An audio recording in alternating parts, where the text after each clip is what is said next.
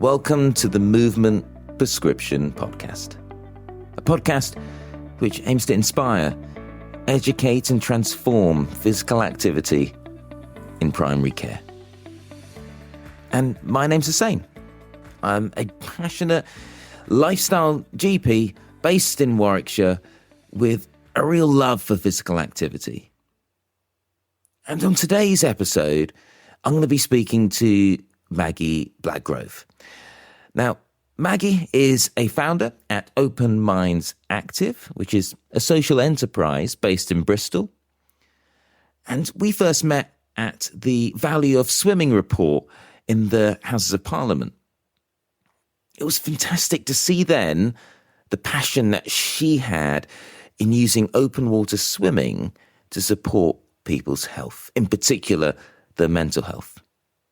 And I loved her approach of engaging those in society that have least access to tools like open water, and how she and her team are going about addressing just that. Now, in this episode, we're going to talk about the benefits that open water swimming brings, both physical and mental. And we're going to understand a bit about Maggy's professional journey when it comes to engaging physical activity in communities.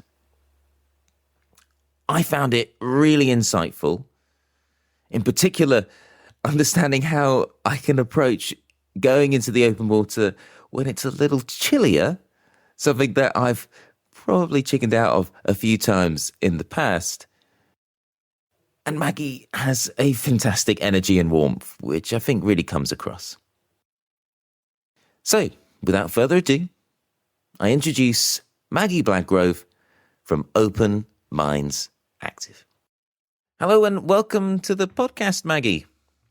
Well, thank you very much. I'm very excited to be here. It's our pleasure. To start off with, we always like to get an idea of how your relationship to physical activity started, going back to when you were a kid. So, tell us a little bit about how you fell in love with movement. Well, I've always been an outdoors kid. I grew up in a village, and it was very much that time when your parents would be like, right, go out and see you at tea time. That was that was kind of how we grew up. So we were always up to something and outside and being near water, and not necessarily traditional sport, because my parents didn't drive, so I didn't really have access to sports clubs. But as I got older, I wasn't really into school sport. I found it wasn't particularly inclusive, and this is unfortunately back in the 80s. And school PE back then wasn't great. But when I went to university and I had access to all these different clubs, that I just tried everything. I tried mountain biking, I tried judo, I tried swimming, netball, you name it. And it was much more inclusive. Some of the sports less so, some of the more traditional sports, but there were lots of things you could have a go at. And that's really where I found a love for moving, and also encouraging other people to move as well. So everything I did revolved around that social connection, being outside, getting muddy, throwing yourself down hills, or having adventures outside. That's really what I fell in love with. And what was it about? Because obviously there was all these clubs that are lots of universities, and you'd gone from being a kid in school that wasn't really switched on with it from how it was taught in a competitive sort of way in PE. What was it about the clubs in university that didn't have that vibe? Because I often find that sometimes there's still that competitive element in those uni groups. Yeah, I think it was a bit of luck. I think I went for the kind of maybe the less trendy clubs back then as well.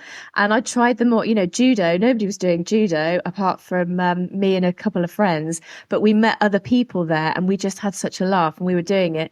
And then actually with those friends, we were like, oh, do you want to go and try? Like there's like a hiking group. We're going to go out on Dartmoor. And so I was at university down in Devon.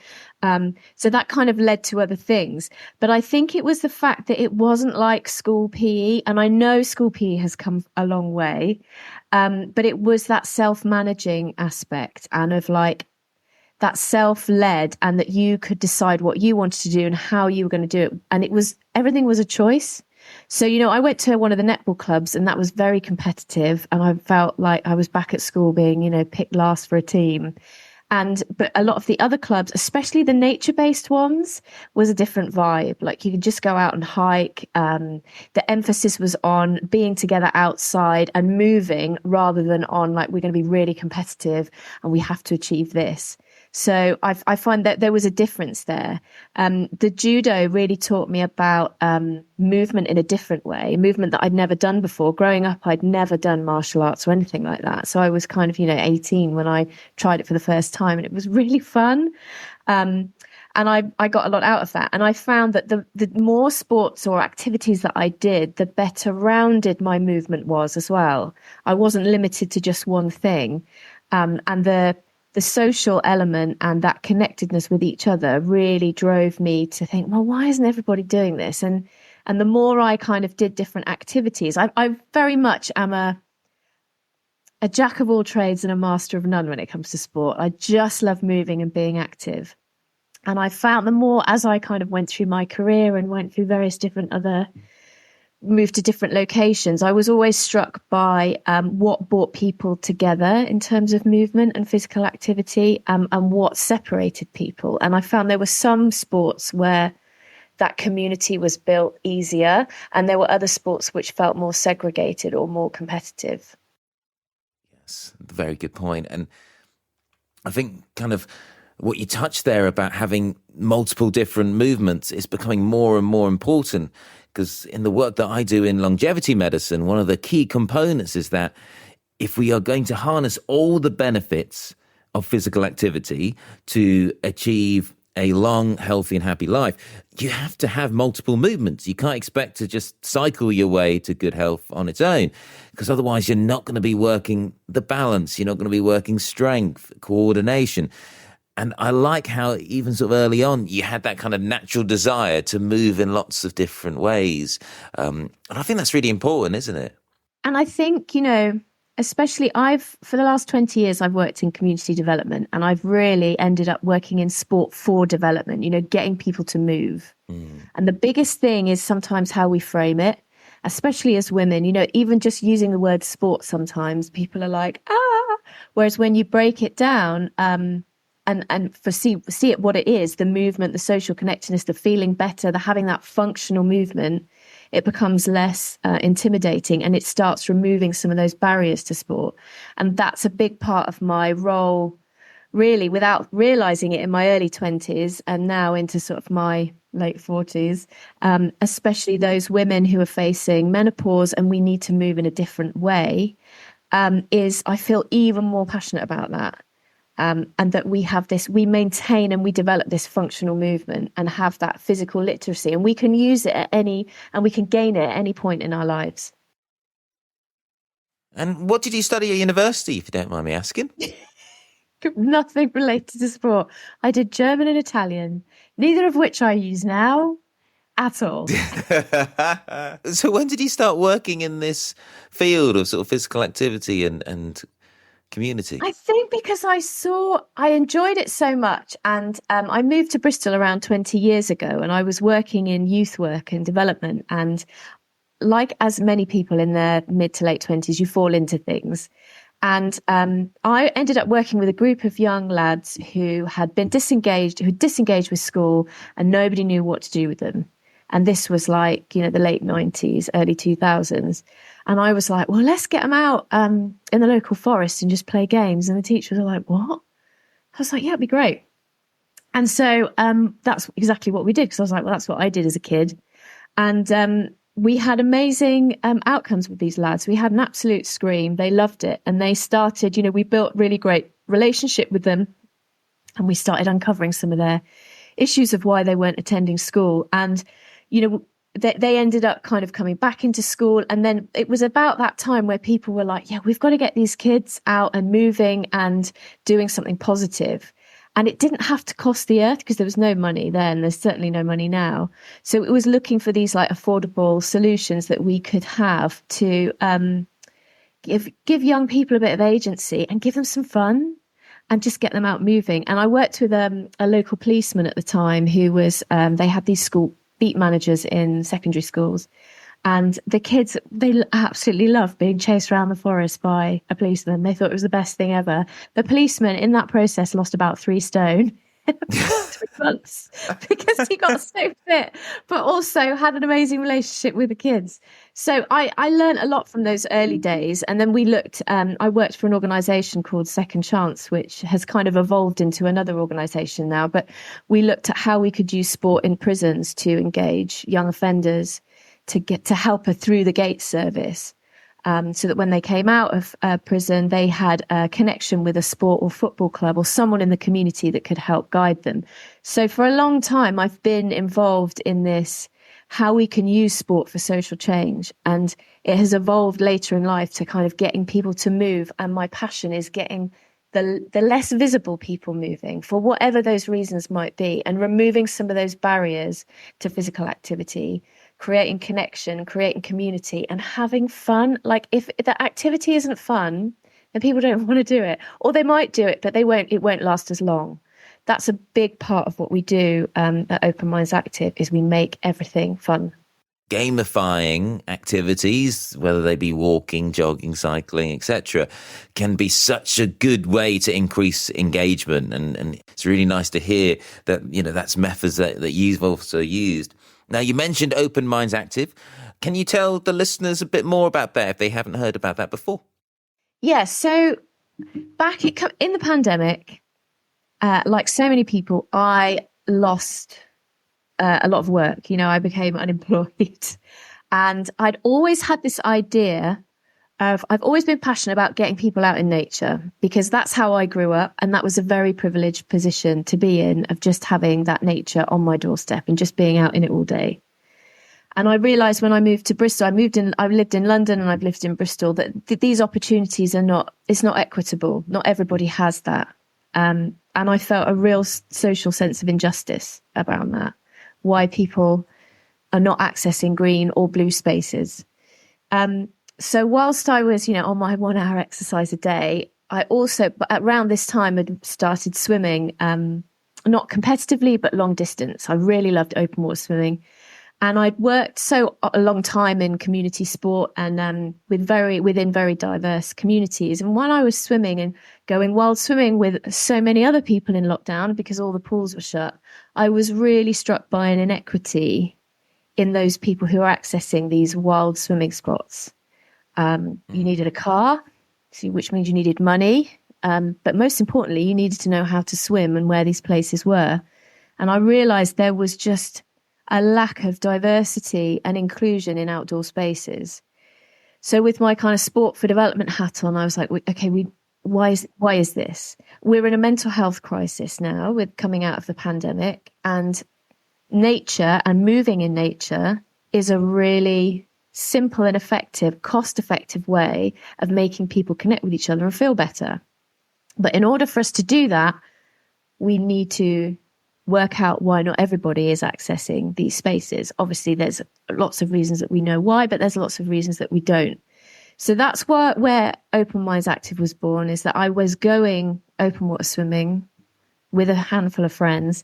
And I'd recently, or over the previous couple of years, had lost both my parents. So I was struggling with my mental health. And I felt when I was going swimming, particularly in the outdoors, just surrounded by blue, nature, birds, friends, this ritual of going every week, doing the same thing, laughing, especially as the water started getting cooler as we get towards autumn. I was like, this is gold. Like, everyone should have access to this. So that was where the mental health and well-being idea came from. But then I wanted to make this more accessible. And that's when I started discovering about the social prescribing element. But whilst during this, I met this wonderful woman during lockdown called Wafa Suleiman, who is now a very close friend and colleague of Open Minds. And we were sat chatting on a park bench, and she was like, gosh, I really miss swimming. She was a refugee from Sudan, and she was a former competitive swimmer in Sudan. Oh, wow. Yeah. And she said to me, I just miss swimming so much. And I'm like, come on, let's go. Like, she went, all the pools are shut. This was still in the pandemic. And I was like, doesn't matter. We'll go open water swimming. There's a place nearby. So we went together and had a great time. And she said, Maggie, this is what I want to do. I really want to remove some of these barriers for women of colour, particularly Muslim women like myself. And she went, I think we could do this together. So whilst I'd had this, it was just a coming together of all different elements at the right time, right place. And so we set up our own Learn to Swim program for women of colour, with a view for me of getting all these women outside as well eventually, and finding a space, removing these barriers. And the biggest barrier was they couldn't swim. And we know that from stats from the Black Swimming Association around such worrying numbers around women or people of colour not learning to swim or having that knowledge of water safety for whatever reason. So we were like, right, okay, this is something that we're going to do. So that was the Learn to Swim element. And then during the summer months, we were like, okay, let's see if we can break down another barrier, which is getting these women outdoors. So the Learn to Swim program then fed the outdoor Learn to Swim program. And we think about 200 women to swim in the last, since 2021. Fantastic. Yeah. And that's just one element. So whilst all this is happening, then we've got the social prescribing that then sort of developed. Yeah, no, fantastic. And like, how do you see the sort of, Open Minds Active going forward in the future? Like, what's the sort of key projects that you've got coming down the line? Because it seems like you've done some fantastic work already. But have you got certain ambitions going forward? I think, our vision is well-being for all, using the outdoors, plain and simple. And when you unpick that, like how we're going to get there, is really about how we create this movement, social connectedness and togetherness, which helps, which also protects these green and blue spaces that we access. Our environmental climate change is really kind of at the bottom of it, underpins everything that we do, because we want to protect these spaces that we love. So there's activism is a big part of what we do as well. But I think in the short term, we want to, the Wild Swimming and Wellbeing Social Prescribing Program that we do outside, which runs all year, I would really like to, we've developed a model and a methodology, and it really is, there's lots of social wild swimming groups, which are amazing up and down the country, and I fully support those. But we've been working with healthcare practitioners and social prescribers, GPs, lots of healthcare professionals around how we've developed this program, which is a 6-week program, which then people afterwards can self-manage and continue to go on their kind of open water journey. And we've really worked with some very complex cases and needs. So I think a big role for our future development is how we can share this learning, and also advocate within the healthcare profession about how we can use these quite cost-effective models and practices to support people's mental health and well-being, at the same time of diversifying access to these kind of services as well. So that's unpicking all the barriers in the first place, so that it doesn't become like a homogenous, just one type of person accessing them. So they're truly accessible for everybody. And looking at our impact. So for the last couple of years, we try and everything we do is underpinned with research. So we have partnerships with various different academic partners where we look at what we want to measure and how, like what's the change that we want to see at Open Minds. And essentially, we want people to be less anxious, more happy, and moving more. So those are kind of the 3 kind of metrics that we look at. And we've been using very basic tools to monitor that at the moment, kind of before we ask people before, like how they're feeling, then we monitor them throughout, and then we ask them at the end. So we've put about 80 people through our Wild Swimming and Wellbeing Social Prescribing Program this year. And we've seen an 85% of those have moved their wellbeing scores at the very minimum of 20%. Some of them as much as 70 or 80%. Fantastic. That's huge. And that's in a very short space of time.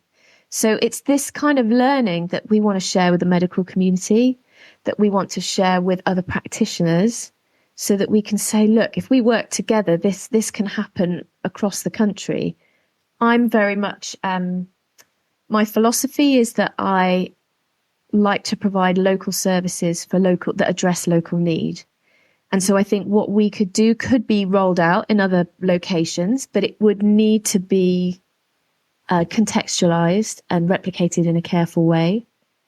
I'm very passionate about that. I think too many times we get these big ideas and we're like, brilliant, we'll just roll this out across the country, where we need to really take time to contextualize and look at local need, because there will be some similarities in every area, but there will also be some fundamental differences, and people understand their communities, and we need to empower communities to come up and work with their solutions. So everything we do is very much with the people. We do development with, not development to. Got you. No, absolutely. Absolutely. And how many locations have you got at the moment? I know it's obviously early doors, but like, how many locations have you got? So for the Learn to Swim, we have 2 locations, and that's pool-based, because even though myself and the rest of the Open Minds team will swim all year round outside, we appreciate it's not for everybody. And also some of the health conditions that people present with, or just also some of the cultural issues, would mean that we need to have a space that's kind of private and where people feel comfortable and can grow their confidence. So we have 2 pools that we operate in Bristol. And then for the open water, which we generally start April time, although some of the social prescribing programs, we do have a weekly drop-in that's running as we speak. So yesterday I was in the water with a group of women, and it was a bracing 5 degrees in the water. Wow. But we have 2 locations for that within Bristol. So it's, we are hyper-local to Bristol. And so far, what's the engagement been like from healthcare professionals? See, this is fascinating, because when I had this idea, a very good friend of mine who is also a GP, I think she rues the day that she became my friend, because I've been like, so I've got this idea. And actually, she's a huge advocate for nature as well, but she isn't a massive fan of the cold element of the cold water swimming. But we had many discussions about what we could do, kind of these really simple, empowering, enabling activities that people could do that would really build long-term sustainable habits. So nothing like really flashy and amazing, just really simple things. And what I think is such a winner about the wild swimming is the community and the cake. Although obviously we are trying to foster healthy habits, but a tiny bit of cake is not the end of the world. But that cake, that ritual, that community, and that what my friend found as a GP is that so many people were coming to her, and I'm sure this will resonate with you and many people who come on this podcast, with all kind of complex social issues, especially in an inner city environment. And a lot of that came down to social isolation, and stuff that's not fixable with, take this medication, or, just go and lose weight, or, there's complex things here. So by referring people to us, it was the social connection, which was equally as important as the physical activity, and the nature. So it's kind of like a triangle, really. Those 3 things was so impactful for people. So she started referring people onto the program, and some of these people were visiting her 3 times a week as a GP. So that's a lot of time and a lot of resource. After 6 weeks of them being on the program with us, she never saw them again. She was like, what's going on? So they weren't coming back to the GP. They were self-managing. They were reducing medication. And this is all anecdotal, but what's exciting now is the research that we're doing with hopefully Portsmouth University in future months to look at really understand why that is on a bigger scale. Do you think that you would get better results? I know this is at the moment, as you say, anecdotal, but do you get better results because it's open water swimming compared to pool swimming? So that's a great question, because they are quite different beasts.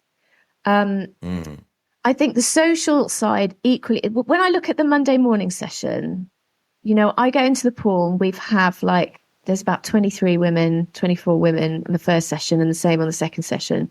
It's hysterical. There is laughter, there is fun, there is a lot of chatter, and there's a bit of swimming. That is the same on the Thursday morning for our social prescribing wild swim. But what's different about the wild swim element is it's that bravery. To be brave enough to get into cold water, or to even get into a swimwear with people that you don't know and get into cold water, is a huge thing. And so what we found with that is when people do that, they form bonds so quickly with the other people in their group, because they're like, we've just done this brave thing. We had no idea that we were going to be able to do this, and we've done it. Oh my gosh, that's amazing.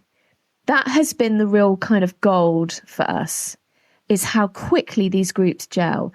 And the people that are getting referred to us from, we've probably got about 20 referral partners for the social prescribing across Bristol. And these are all in areas of deprivation in the city.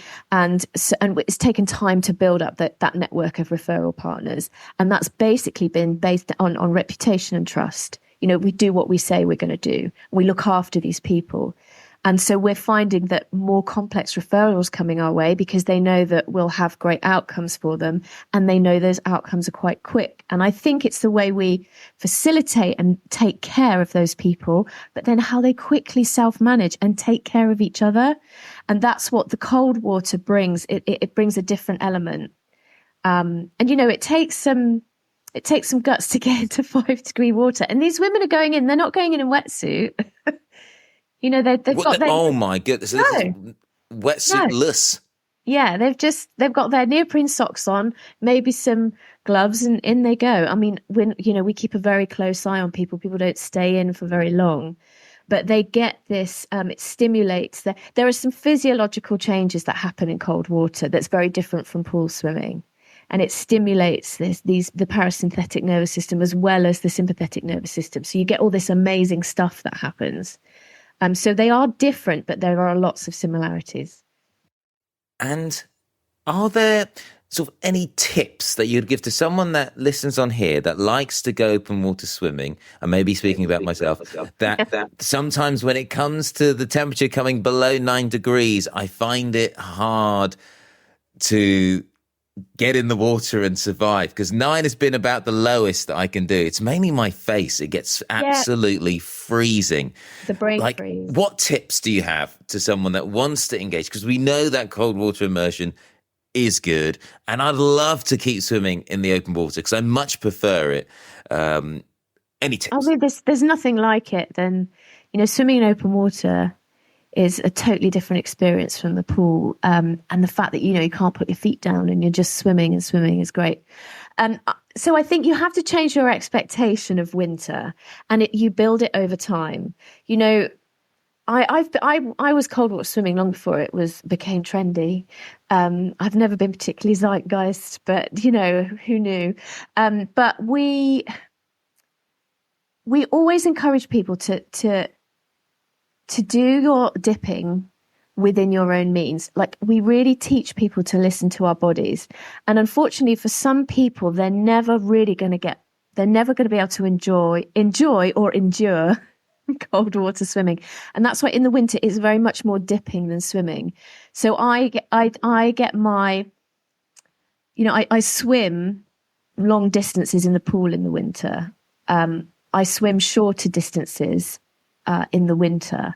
So I think my advice to you would be, if you want to get your head in, it's regular immersion. So if you're doing it once a week, you'll get the benefits. But if you can do it twice a week, you'll be surprised at how quickly you acclimatize.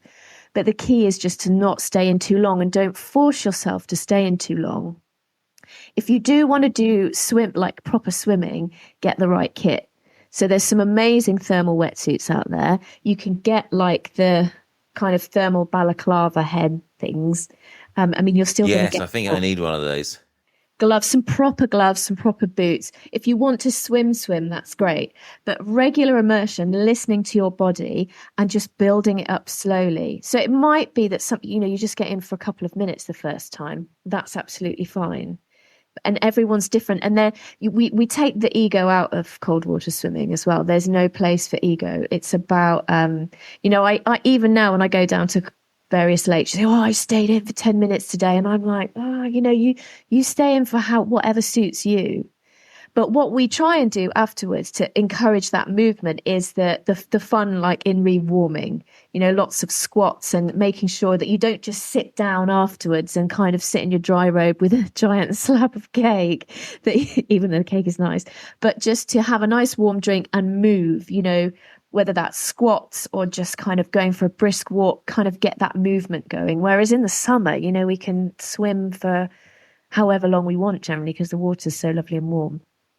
But yeah, listen to your body, and also always go with somebody else. If you're not sure, go to a lake that's either well lifeguarded. Don't just head off into the middle of nowhere for a nice winter dip by the river. Just go with someone who knows what they're doing and take your time and don't stay in too long. Really good tips there. Really good tips. And I think it's one of those things that for sure you can prepare yourself each time. You can become more acclimatized. You can get used to it. I remember when I was sort of struggling, it was in Stony Cove. I don't know if you've ever been there, but it's 9 degrees. Yeah. And I was frozen to death and like really struggling. And then, a lady came in just her swimsuit and just went for a swim as if no tomorrow. And I asked her, I was like, can you not feel this? Like, I feel like I'm being stabbed by 1,000 knives. And she was just like, do you know what? Yeah, I did like about 5 years ago. But then like after a while, you just keep going. And you get acclimatized to it. And actually they've shown, like, for example, with brown fat development, that very much increases with regular cold immersion. And it's very interesting, the studies that they're looking at brown fat and how that, plays a role in improving metabolism and helping to sort of that generate that heat. And I think it's a fantastic way to just try to, slowly acclimatize to it. But as you say, it takes not time. Push things. It's not about pushing beyond, but just doing that little bit. It takes time. So, I've been cold water, like every season that I do this, I find it not necessarily easier, but there is that acclimatization. And I know some of the women who've been prescribed to us they were like, no way am I going to be able to do this all winter. And the first winter they did it with their wetsuits and their gloves and, everything. This, 2 years on, they're not. So, but it's taken that time. And I'm certainly no wetsuit snob. I'm just like, whatever you need to get into the water, you put it on. You do you. Like, it doesn't matter. But just keep going. Consistency, like any habit, consistency is key. So, and if you can do it twice a week or even 3 times a week, then you will acclimatize really quickly. But we're all so different.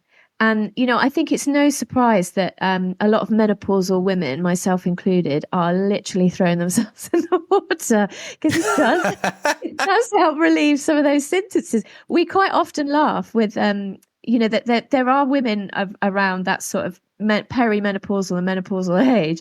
And we joke and we say, we reckon like if all of us get in the lake together, we probably raise the lake temperature by about 2 degrees. So it make does into help. A hot spring, I'm sure. Yeah. So it does help with those symptoms too. And I think women are, for that reason, are naturally quite good at withstanding the temperatures.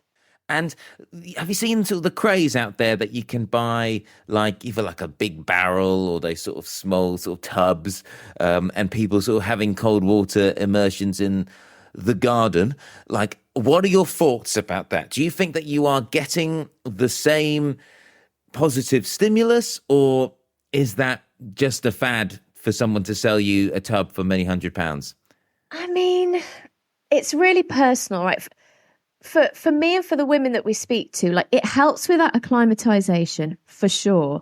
And I've got friends who will get in their barrel and they'll be like, "Whoa, I feel great." But there is no replacement for the social connection and being in nature and that immersion of immersing yourself in a body of water rather than just sitting in a tub in the garden. I think it really helps acclimatization. And so if you want to do an ice mile, for example, and you want to sit in your barrel in the garden, great. And I know some people who love it, but I think what we're trying to do is have that, and what you see at all these lakes and coastal towns and rivers and seas is this community of doing things with other people that will kind of give you that longer term habit, I think, and will also lead to other activities.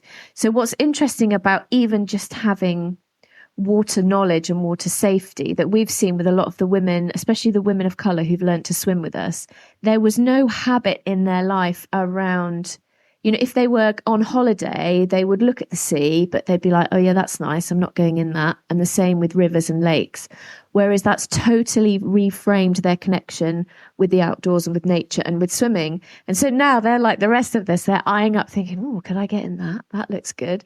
But it's also opened up other activities for them. So we had one lady who's a refugee from Syria who learnt to swim with us. And she'd already been in this country for 5 years. And she hadn't really made many friends. So a barrel in the garden wouldn't have made much difference to her. But she learnt to swim. Then she came outdoor swimming. She gained confidence. She met loads of other women. Her English improved. She then came on our surfing program because we run loads of other water activities during the summer. Oh, wow. She's then she's done stand-up paddleboarding. She's done surfing. She's now got a part-time job in an activity field. So that it's all of that other stuff that's happened. So I think all these things where we can, do that self-care and look after us by getting into our barrels in the garden, that's amazing. That's brilliant. But it will never be a replacement for doing things together with others in nature. I think that's spot on. I think you can use sort of the analogy of a treadmill in your garage for what, you can get from running in trails and actually being in nature in a group sort of running. Absolutely spot on. Yeah, there's that Kenyan saying of if you want to run fast, you run alone. But if you want to run far, you run together. And, we've heard this so many times on this podcast, the power that community plays in movement. And, we've got to always remember that ways of using it, not just to get active, but as other ways, to connect with each other, connect with nature. And I think that's what open water swimming does so well. There's often some of the most beautiful landscapes is where you can, open water swim. You can, it's pinch you moments often. And I think, we're looking now, like, because we're a social enterprise, we're a CIC. So some of our programs are grant funded, but we want to we believe that a lot of the stuff that we can do, we want to kind of teach others to have that community, and that community might be in their workplace, or it might be with their family. So we run like little affordable workshops where people can come and learn about it safely, but also to meet other like-minded people so that they can, we found it the most empowering. I've seen it the ripple effect, which is a dreadful pun, sorry, but open water swimming has, because of the community of this doing it together, because it is a bit like, oh my goodness, I'm going into this lake and I don't know anybody. And so once they've got past that and they've had this amazing experience, they want to do it again and again. And then there's like, well, if I can do it here, I want to go there, I want to try it there, I'm going to organize with this group and do that. So it's opening up a lot of opportunities and spaces for people that maybe they didn't know about, particularly for people that are living with long-term health conditions that would just think, oh, well, it's not for me. We've seen an incredible impact for those living with autoimmune illnesses like MS, like fibromyalgia, chronic pain, who with regular immersion have started alleviating their symptoms. Now, it doesn't cure their condition. We know this, but it's all the other the peripheral impacts this has on their mental health and well-being and their general, like, right, I'm going to do something for myself. Like, yeah, I'm not going to be able to necessarily join a netball team, but I'm going to do this, and then I can do a bit more. Particularly the MS sufferers, that the colder the better for them. So because of how it reduces inflammation in their body, once they come out of the cold water, they find that we see a lot of the women who swim with us are moving much better, and that can last for a good few hours afterwards. So some of the MS referrals that we have, they swim pretty much every day. And they say to me, like, we don't like the summer because it gets too warm. They want that cold fix. Which I think will be the opposite for you. Wow. Yeah, no, God, no, it can't be warm enough. That's really powerful to hear. And Maggie, one of the things that we often, talk about on this podcast is what we call the obesogenic environment. So an environment designed to not promote physical activity, but to promote inactivity and, processed food and sort of, loss of that connection and community. And it can be quite demoralizing because you're relatively powerless in controlling that environment. Now, do you see that open water swimming, over the last few years, it feels like it's had a bit of a renaissance in popularity? Do you see that persisting and that continuing, or are we just going to move on to another sort of focus and sort of trend? I mean, I can only say what I see here locally. I know I can't remember the facts off the top of my head, but I think in the Swim England report or the Sport England Active Live survey, there was an incredible, exponential increase in those open water swimming. I can't see it stopping. I think if anything, it will increase, and that's partly due to the activism around clean water, because the other challenge in this country is if you're swimming in rivers, these rivers can be polluted. They're having sewage overflows are being released. Raw sewage is being released at certain times into our river network or our water network as a whole, coastals, rivers and seas. That shouldn't be happening in 2023. And I think more and more people, especially in the cities, if you think by 2050, I think over half of the population are going to be living in cities. So we have to have a solution where people can access spaces. So a big part of what I'm doing at the moment is I'm looking at how we can open up Bristol Harbour, for example, which is right in the heart of the city. The water quality of the water is regularly tested, and we've been working with the council to kind of look at any peaks and troughs in that water quality. When there's been lots of rain, it's not great, but we have run a few pilots over the summer to open up harbour swimming so that people can swim in Bristol Harbour. Now, we had I think it was 5 weeks, over 900 people came in 5 weeks we had Whoa. Saturday and Sundays.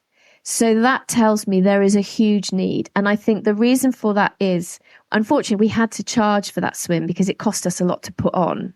But I would like to see much more affordable or free, like in places like Copenhagen, where you can swim. That's a cultural shift, and that's only increasing in popularity. And I think if we can open up spaces like that, make sure that those waterways are clean and the water is clean, but have it in places which is accessible for people so they can walk or they can cycle, that's a double whammy. And I think that will only increase. And there is a huge demand, and it's increasing. The lakes that we use in and around Bristol, you need a car, and some of them aren't on a bus. So having something that's accessible right in the heart of the city, and like Manchester do that as well. There's lots of London as well in the parts of Docklands, I think, open up. So I think it's going to increase rather than decrease. But I think we have a responsibility to make sure that it's accessible for all, and that we reduce barriers for those who are not able to swim there for whatever reason. That's what the community grassroots organisations, I think, have such an important role to play. But I think it's only going to get bigger. So with that in mind, I'm hopeful as well that this will be, a continued trend of growth. Something that I ask all the guests on my episodes is, what do they think physical activity levels are going to be like in 20 years' time, bearing in mind that from the 1960s, we are significantly less active than we were then. Do you feel that in 20 years' time we're going to be more active, less active, or about the same? And why? I have to say, I'm an optimist. I am an optimist. The older I get, I'm more cynical, but I still try and maintain some level of optimism. Um, I think that will depend on how we approach climate change and how the value that we put on ourselves and how we move through the world as human beings with each other. So I think even though activity levels might have dropped, there is still, people kind of know they should be more active, but it's been polarized, and you've kind of got these, that like a lot of things in this country at the moment, there are lots of polarized views and there's extremes. And I'm hoping that with initiatives like social prescribing, whether that's swimming on prescription, like which what we do, or whether that's cycling or walking or arts or whatever, where people are coming together, if we can make a concerted effort to kind of, rather than putting the emphasis on people like, you need to do this because of your health, but like, hey, what about if you did this and you felt so much better and you made all these new friends and you enjoyed doing it? I think if we can frame it the right way and we can bring people with us on the journey rather than kind of preaching about what they should do, then I think we have a chance to increase activity levels. And I'm from a community sports background, and I see what amazing community projects are doing around children and young people.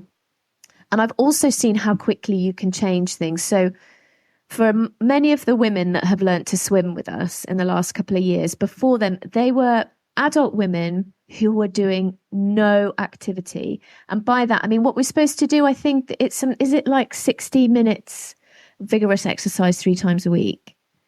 Is that like the benchmark? So yes, 150 minutes total for moderate exercise. Yeah. For vigorous, if you're just doing vigorous, is 75 minutes.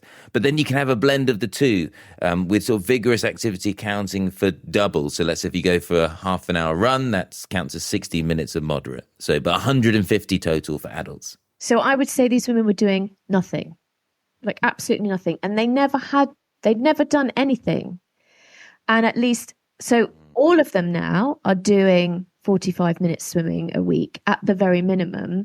But what we've seen is that the others are now like, if this is the thing, if you work with women, specifically women who are influential in their families, they are now going swimming with their kids once a week. They also are walking more. They're trying new sports and activities. And these are people who have done nothing, gone from zero. So I think it could be bleak, but if we approach it the right way and we take people with us and we co-create with, and we offer some activities that are fun and engaging that people want to do, we can reverse that. So I'm going to say we will be more active, because I have to believe that, and I want to believe that, and I think we can do that. And I've seen that happen in just the 3 years. And, our tiny organization, there's 5 of us, and we've engaged 1,300 people in the last 12 months. And that's which has blown our minds. 80 of those were on the social prescribing program. Another 100 of those were on the Learn to Swim. Then there's all our workshops. Then there's the harbour swims. And these aren't just kind of one-offs. This is kind of quite regular engagement. So it can be done if you give people what they want and what they enjoy. Fantastic. Thank you so much, Maggy, for giving us your time, sharing your insights, and letting us know, a bit about some of the incredible work you've been doing.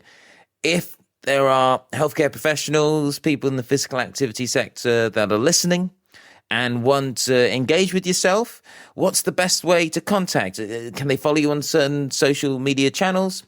Yep. So we have a YouTube channel. One thing I would say is we're about representation in open water swimming as well. And we released 4 very short films, which basically people's stories about their journey and their connection with water and open water swimming.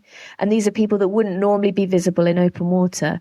So our YouTube channel, which is Open Minds Active, has those videos on there, and they're really inspiring. In a time where like it can be a bit doom and gloom, they're really beautiful films. They're only like 4 minutes long. So definitely, if you want to feel good about the world, go and watch those. But my our Instagram is also, and Facebook is Open Minds Active. So you can message us through there. And we do have, I've worked with healthcare professionals around developing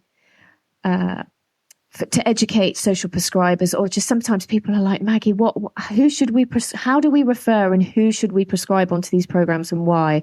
So we do have some kind of factual information that we can share with healthcare professionals around the benefits, so that they know that they're referring the right people onto these kind of programs. So yeah, we're a mine of information. We've got loads that we're happy to share. Thank you so much. And it's been a pleasure having you on the podcast. Oh, it's been great. I've been really enjoying listening to them so far, so I will eagerly await the next. A really useful discussion there. And I think Maggie quite rightly focuses on the community aspect of her groups. You know, the way that she's able to engage individuals that may not naturally see open water swimming as an activity for them, building up their confidence using the pool and finding ways to allow that progression, that natural progression, because I think we all know it is difficult going into the open water. It can be a little bit more nerve-wracking, not being able to see the bottom, coping with the colder temperatures, and sort of having that kind of element of risk that I think, you know, is naturally there when it comes to open water. But that can be mitigated, as she rightly said, by taking certain measures in place, doing it in groups, ensuring it's in venues which are safe. And, you know, she focused on a couple of concerning areas, and that's the quality of the spaces that we're using, and our concern now about the water quality and the issues with terms of sewage leaks or wash-offs from farming practices. And it is something that we're going to need to explore and advocate more of. And I think healthcare professionals need to play their role in that, in ensuring that the water that we swim in is safe and is healthy. Now, one of the key takeaways that I'm going to, move forward with from these conversations is that when it comes to engaging those in our community, we as healthcare professionals can really help to identify those that as of yet haven't found the movement. And using our social prescribing teams, we can look to engage local initiatives like Open Minds Active does in Bristol. We can engage our local groups, whether it be mental health swim groups who have loads of locations across the United Kingdom, or another group. Just connecting with our assets that are in our area can be really fundamental if we're going to find an engaging activity for our patients. So I guess one takeaway could be engaging with our social prescribers and finding out from them what groups they know about, and then working together to encourage and support the patient to make changes which align with their values and their interests. I hope you found it helpful, and I'm definitely going to buy some neoprene gloves and booties so that I can try and brave slightly colder temperatures than I've thus far achieved.